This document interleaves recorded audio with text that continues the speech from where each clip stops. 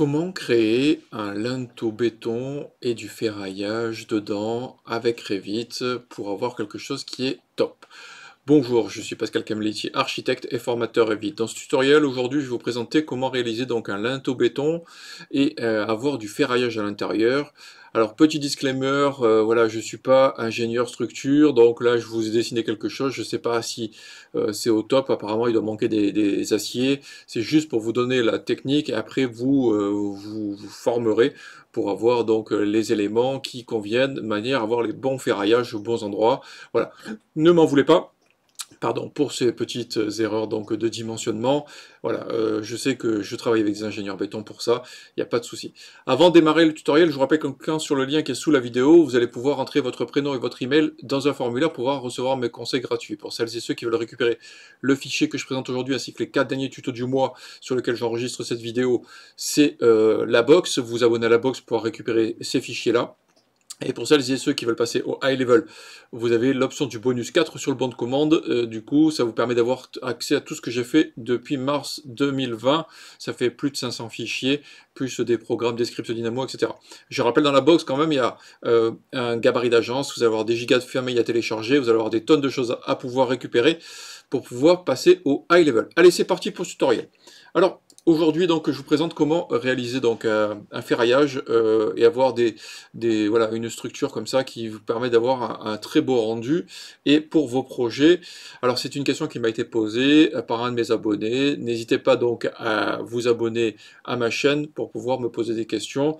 Vous m'envoyez des emails aussi. Et pour celles et ceux qui sont abonnés à la box, ben, ils passent en priorité sur les tutos. Allez, c'est parti. Donc, je vais vous montrer comment on va réaliser ça. Alors là, ce que je vais faire, c'est que je vais revenir en mode onglet. Voilà, donc là, c'est un rendu que j'ai réalisé. Hop, je vais fermer la fenêtre du rendu. Comment on fait ça? Ben, la première chose à faire, c'est que vous allez faire Fichier, Créer, Projet. On va prendre un projet architectural pour vous montrer. Dans un projet archi, donc du coup, on va aller chercher 4 murs. Voilà, on va tracer 4 murs. Alors je fais basique, hein, vraiment très simple, très rapide encore une fois. On va placer une fenêtre, voilà, une fenêtre standard. Là je vais aller sur ma vue 3D, je vais sélectionner ça et je vais aller quand même jusqu'au niveau 1, au minimum. Voilà, on fait les choses proprement. Là, ici, je vais monter à 2,15 m, le standard habituel. Donc là, on a ça. Maintenant, on veut créer un linteau, un élément de structure. Donc dans structure, ici, vous avez la possibilité de mettre une poutre. La poutre, là, on n'a que du HEA. On va venir ici et on va charger la famille. On va aller dans ossature, dans structure, pardon, ossature, béton. Et là, on a une poutre rectangulaire. On va faire ouvrir. Donc on a une dimension donc de 40 par 80. On va faire modifier ici. On va dupliquer. On va faire 20 cm. Voilà. Par, je sais pas moi, allez, 45. Même si c'est pas très grand. Alors, je rappelle pour avoir les dimensions, là, ça c'est la largeur, donc on a 20 cm. Et la hauteur, on va mettre 45. Ça suffira largement pour l'exemple. Ok, donc là maintenant, ce que je vais faire, c'est que je vais me placer en plan d'étage. Je vais au niveau 0 et je vais tracer une coupe. Ok. Là maintenant, donc dans structure, je vais mettre ma poutre béton. Alors là, il va la placer au niveau 0 par défaut, c'est pas grave. Je la place. Alors je vous rappelle que les poutres ne sont visibles qu'en niveau détail élevé, dans la totalité. Ok, donc là il a mis au niveau 0. Et là moi ça me pose souci parce que j'ai pas envie d'avoir quelque chose qui soit au niveau 0. Alors je vais aller sur ma coupe. Et on voit que la poutre est posée là. Ce que je vais faire, c'est qu'avec CTRL ici, je vais dupliquer mon élément, mon niveau. Je vais l'aligner ici. Bon là c'est le niveau 3. On sélectionne. On modifie le plan de construction et on dit que c'est le niveau 3. Ok. Et là maintenant, donc, je vais pouvoir le monter donc, de 45. Voilà. On va aligner ici. Voilà, donc ok. Alors, hop, déplacer. Alors j'ai quoi? De là à là. Ok, j'avais 2 cm. Là, ce que je vais faire, c'est que ma poutre, je l'aligne ici. Donc du coup, elle est bien ici. Ok. Alors, ce qu'il faut savoir, c'est que pour les poutres, vous devez avoir des coupes. Vous ne travaillez les ferraillages que pour des coupes. Donc, autrement, ça ne marchera pas. Alors, là, ce qu'on va faire, c'est qu'on l'a placé en hauteur. Maintenant, il faut la placer sur la largeur. Alors, évidemment, hein, là, je le fais un peu à l'arrache. Hein. Normalement, il faut faire ça proprement. Hein. Mais voilà, si je vais aller à la vue ici, on voit que j'ai mon linteau qui est placé avec les débords. On pourrait vérifier l'écartement de manière à ce qu'on soit vraiment égalitaire. Hop, 17. Et là, est-ce que j'ai 17? Ouais, ok. 4, on va voir quelque chose qui va être dans ce goût-là. Voilà. Bon, enfin, voilà, on pourrait le caler exactement pour le centrer. Ça pourrait marcher également. Alors là, le fait d'avoir créé une coupe à l'intérieur du mur, ça va me permettre aussi de pouvoir le ferrailler. Maintenant, pour pouvoir ferrailler donc, un linteau, il va nous falloir des ferraillages. La problématique, c'est que quand vous allez sélectionner l'élément, si vous voulez aller dans les ferraillages, c'est-à-dire les armatures qu'on a ici, il va vous dire que vous n'avez pas d'armature. Ok. Et est-ce que vous voulez charger les armatures? Il va falloir les charger. Donc, on a la possibilité de pouvoir aller charger les armatures, etc., une par une. Moi, je trouve qu'une solution qui est plus simple, j'ai fichier, on va créer un projet sur une base de structure, donc un gabarit de structure, en fait, ouvrir. Et là, on va revenir dans notre projet. Hop, on va revenir dans notre projet ici.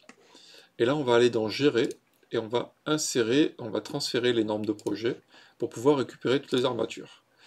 Alors donc là, on va avoir les paramètres d'armature à récupérer et on va avoir les types d'armature, voilà, type d'annotation d'armature, si vous voulez avoir des annotations, et on va déjà voir déjà ce que ça donne, et normalement on va remplacer certains éléments.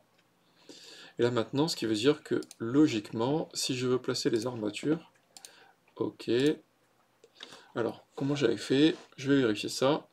Alors oui, donc alors en fin de compte, bon, on a déjà les types d'armature qu'il faut avoir évidemment. On va charger, et là on va aller chercher dans structure, on va aller dans forme d'armature, on va prendre ici, vous faites ça et avec Shift vous allez tout récupérer et vous allez faire ouvrir. Il va les charger dedans, ça prend un peu de temps.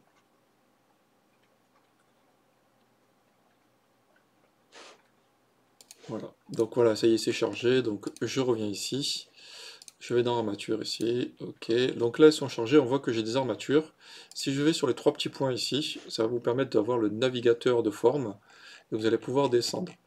Donc imaginons que je veuille une armature donc, par rapport à un élément. Là si j'ai une armature simple, ok, je pourrais changer le sens de point de vue, l'avoir perpendiculaire par rapport à mon élément. Donc là si j'avais envie de mettre des armatures comme ceci.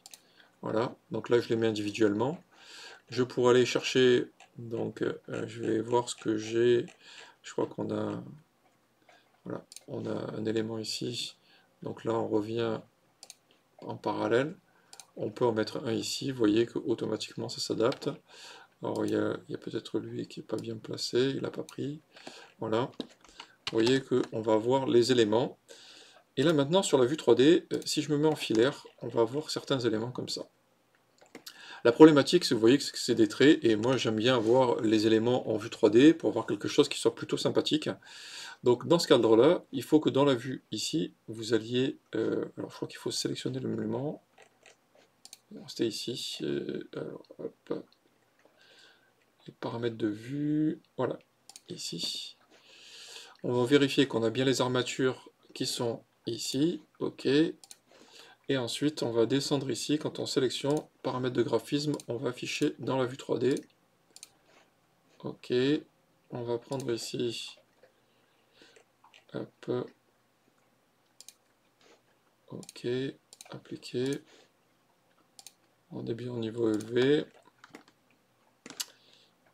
hop, ok, donc là on a bien les éléments en vue 3D qui apparaissent donc parce qu'on les a sélectionnés, ok, Donc là, on va essayer de filtrer, on va le faire, armature béton. Je les veux visibles en 3D. Et là, si je passe en structure, ok, on a bien les murs qui disparaissent. Donc du coup, si on a besoin de voir en 3D, pour pouvoir voir en 3D, vous allez faire VV au clavier, et on voit que dans armature béton, on est en niveau moyen, et vous devez passer en niveau élevé, pour pouvoir avoir donc les ferraillages en 3D. Autrement, ça ne fonctionnera pas. Donc on les a ici. On voit ici dans les propriétés qu'on a un élément unique. On peut avoir un espacement maximum, un nombre d'espacements. Vous avez la possibilité de pouvoir avoir des ferraillages qui sont comme ceci. Et on peut tout à fait gérer aussi ici. Voilà, on peut rajouter des éléments. Donc bon, voilà. En fonction de ce que vous voulez, vous allez avoir la possibilité d'avoir des éléments. Ce que l'on veut également, ce qu'on peut tout à fait, c'est changer les matériaux et avoir des matériaux, des couleurs particulières par rapport au ferraillage. Donc ce qu'il faudrait, c'est changer. On pourrait masquer, clic droit, masquer l'élément de manière à avoir juste certains éléments ici. Et là, ce que je peux, c'est déterminer, donc là, ce que je peux faire VV au clavier, et je peux remplacer des armatures, les couleurs d'armature directement.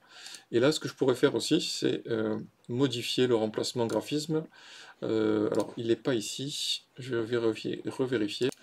Oui, donc du coup, je fais un clic droit de souris. Je vais remplacer le graphisme par élément. Et je peux choisir la couleur que je veux. On va dire, si je prends du rouge ici, je vais pouvoir avoir du rouge sur cet élément. Pardon, je l'ai annulé. Remplacer.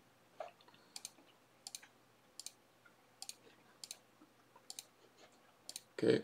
Là, j'ai fait les couleurs. Et là, si je veux élément par élément, donc là, si je prends cela, clic droit, remplacer le graphisme par élément, je vais pocher et je vais mettre une couleur orange, ok, ok, et là, clic droit, remplacer par élément, ok, et là je prends une couleur verte. Voilà, donc là, ce qui me permet après, éventuellement, de passer en ligne cachée, d'avoir mon ferraillage comme je veux. Voilà, ça me permet d'avoir des éléments comme ça. Ce qui est intéressant également, c'est que lorsque vous sélectionnez l'élément, vous avez la possibilité d'avoir le matériau. Alors je crois que c'est modifier le type ici, on a le matériau, et on a la possibilité de choisir un matériau qui est, normalement vous en avez un qui est rouillé. Alors, chaque fois que je le cherche, armature, voilà, ici, vous allez avoir un effet rouille, qui est vraiment sympathique. Voilà, si je prends celui-ci également, modifier le type, voilà, matériaux, armature, voilà, ok. Ce qui veut dire que si je lance un rendu, alors, ce qui est important, c'est pour le rendu, encore une fois, il va vous falloir créer une vue, donc, de caméra. Vous allez pouvoir vous rapprocher, là on va le mettre en filaire, ok. Et là on va se rapprocher, donc avec les flèches du clavier, on va jouer sur le positionnement, ok. Et en gros, quand vous sélectionnez le cadre, la taille du cadre ici, vous allez pouvoir avoir une échelle, quelque chose qui soit vraiment grand. Autrement, vous allez avoir des images qui vont être hyper pixelisées et de petite taille. Donc là, on va passer au niveau des AILV, voilà. Ce que je vais faire, c'est que je vais... Oups. Je vais quand même reculer un peu. Voilà. Ok. Là, on va faire, hop, masquer l'élément. On va masquer le mur. Voilà, juste pour pouvoir avoir certains éléments, hein. C'est pour que vous puissiez avoir une idée. Hop, en ligne cachée, ok. Et là maintenant, si je lance le rendu, hop, si je lance le rendu, ok, on va en qualité brouillon, histoire de voir un peu la vitesse à laquelle ça peut aller. On va voir un ferraillage en acier. Voilà, c'est assez rapide encore une fois, hein, comme tuto. J'essaie de vous expliquer les fondements. Voilà, vous aurez des éléments, vous allez pouvoir pousser un peu plus loin pour tout ce qui est ferraillage sur le dimensionnement, les fils, voilà, pour avoir des types d'acier, du 14, du 12, voilà, en fonction de ce que vous allez avoir ici. Je sais pas moi, là, si on prend du 12, voilà, si là on choisissait peut-être un... Genre, franchement, je sais pas du tout le dimensionnement qu'il faudrait, hein, donc ne m'en veuillez pas là-dessus. Euh, voilà, si on prend du 8, voilà, on va voir quelque chose de plus fin. Voilà, ça, avec ça, vous allez pouvoir gérer très facilement vos éléments de structure et avoir des linteaux. Bon, j'espère que la personne qui m'a posé la question sera ravie d'avoir au moins les bases pour pouvoir démarrer avec Revit les ferraillages. Si vraiment vous voulez, encore une fois, augmenter vos capacités, là par contre, adressez-vous à un ingénieur structure hein, pour vraiment être certain des dimensionnements, pas faire de bêtises parce que c'est important pour la tenue de vos bâtiments. Je vous remercie pour votre écoute, je vous dis à la semaine prochaine pour un nouveau tutoriel. N'hésitez pas à liker, à partager, à vous abonner à la box pour pouvoir récupérer tout ça. Je vous dis au revoir.